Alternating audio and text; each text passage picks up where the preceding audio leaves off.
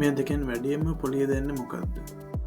උදාහරණයකට අපි ලක්ෂ 10ක් ඉන්වස් කරොත් අපි එක ෆික්ස් ඩිපෝසිට් එකක දැම්ම අපිට අවුරුදු 5ක් අවසානයේ අපිට හම්බෙනවා 15,50,000. එතකොට අපිට පොලිය විතරක් හම්බෙනවා 5,50,000. හැබැයි ඒ සල්ලිම අපි යුනිට් ට්‍රස්ට් ෆන්ඩ් එකක දැම්මොත් අපිට හම්බෙනවා 19,46,000. කියන්නේ 9,46,000ක පොලියක්.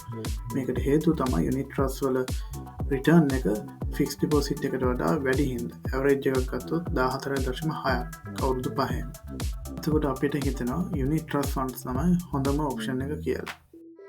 හැබැයි ඒක 100%ක් හරි නැහැ. දැන් බලමු ඒ ඇයි කියලා. මේ පළවෙනි අවස්ථාව.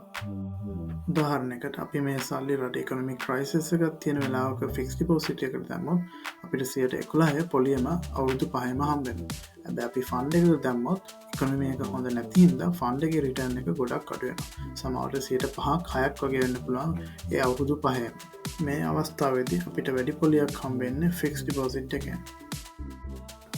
රටේ ඉකොනොමි එක හොඳ කාලෙකදී අපි ඒ සල්ලි ෆන්ඩ් එකේ ඉන්වෙස්ට් කරොත් අපිට ෆික්ස් ඩිපෝසිට් එකට වඩා ලොකු රිටර්න් එකක් අපිට හම්බෙන්න පුළුවන්.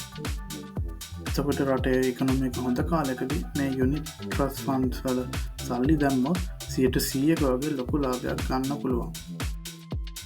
හැබැයි ස්ටොක් මාකට් එක කියන්නේ හරිම අවිනිශ්චිත දෙයක්.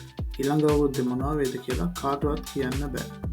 එතකොට අපි කරන්න ඕනේ අපේ ඉන්වෙස්ට්මන්ට්ස් ඩයිවර්සිෆයි කරන එක. ඒකෙන් අපිට රිස්ක් එක ගොඩක් අඩු කරගන්න පුළුවන්.